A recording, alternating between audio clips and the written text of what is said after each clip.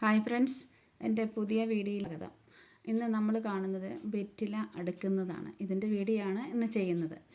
ഞങ്ങൾ ഇത് എല്ലാ വീഡിയോ എടുക്കാൻ വേണ്ടിയിട്ട് ചെന്നതാണ്. വെറ്റിലയുടെ എല്ലാ ഭാഗങ്ങളും എടുക്കാൻ വേണ്ടിയിട്ട്, കൃഷിയും എല്ലാം കാണിക്കാമെന്ന് വെച്ചിട്ട്. അപ്പോൾ കൃഷിയുടേത് ഞാനൊരു ഷോർട്ട് വീഡിയോയിൽ കാണിച്ചു, അതുകൊണ്ട് അത് ഞാൻ ഇതിനകത്ത് ചേർക്കുന്നില്ല. അപ്പം അന്ന് തന്നെ വെറ്റില പിച്ചുന്നത് എടുക്കാൻ പറ്റിയിട്ടില്ല. അപ്പോൾ അതുകൊണ്ട് വെറ്റില അടുക്കുന്നത് കാണിക്കാമെന്ന് വിചാരിച്ചു.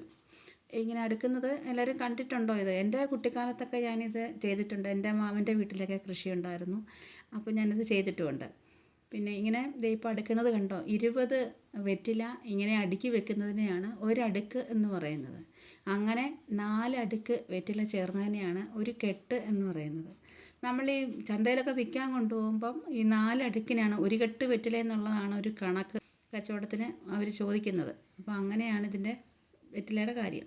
പിന്നെ ഇനി വെറ്റില കൃഷിയെക്കുറിച്ച് പറയുകയാണ്. വളക്കൂറുള്ള മണ്ണായിരിക്കണം, നല്ല വെള്ളം, ഏറ്റവും കൂടുതൽ വെള്ളം ആവശ്യമുള്ളതാണ് വെറ്റില കൃഷിക്ക്. എപ്പോഴും നനച്ചു കൊടുക്കണം, ഇപ്പോൾ പുതയിടണം, പിന്നെ പന്തൽ വേണം. നല്ല വെയിലത്ത് വെറ്റില കൃഷി ചെയ്യാൻ പറ്റില്ലല്ലോ, വെയിൽ കൊണ്ടാൽ ഇത് കരിഞ്ഞു പോകും.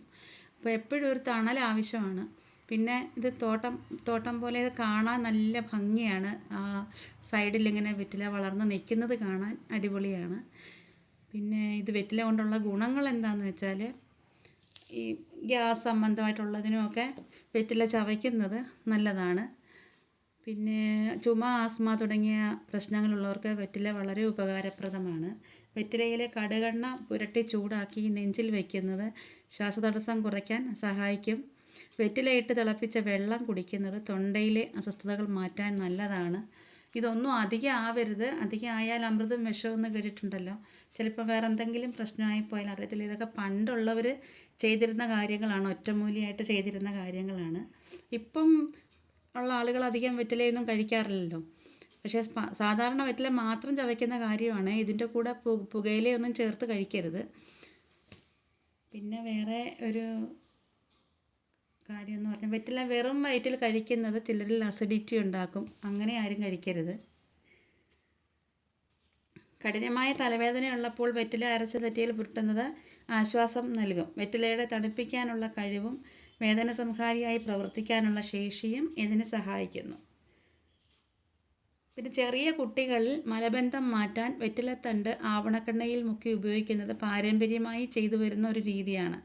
മുതിർന്നവർ വെറ്റില ചവയ്ക്കുന്നത് കുടലിൻ്റെ ചലനം സുഗമമാക്കാനും സഹായിക്കും. പിന്നെ ശരീര ദുർഗന്ധം മാറ്റാൻ വെറ്റില ഇട്ട് തിളപ്പിച്ച വെള്ളത്തിൽ കുളിക്കുന്നത് ശരീരത്തിലെ അമിതമായ വിയർപ്പ് ഗന്ധം ഇല്ലാതാക്കാൻ സഹായിക്കും.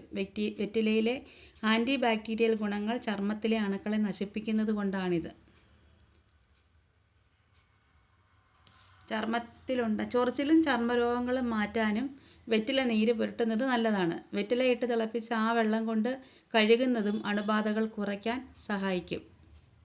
2-3 വെറ്റില, അല്പം ഇഞ്ചി, ഒരു കഷ്ണം കറുവപ്പട്ട എന്നിവ വെള്ളത്തിലിട്ട് തിളപ്പിച്ചിട്ട് അരിച്ചെടുത്ത് അല്പം തേൻ കൂടി ചേർത്ത് കുടിക്കുന്നത് പ്രതിരോധശേഷി കൂട്ടാനും ജലദോഷം മാറാനും വളരെ നല്ലതാണ്. അപ്പോൾ എൻ്റെ വീഡിയോ കണ്ട് ഇഷ്ടപ്പെട്ട എല്ലാവരും ലൈക്ക് ചെയ്യുക, സബ്സ്ക്രൈബ് ചെയ്യുക.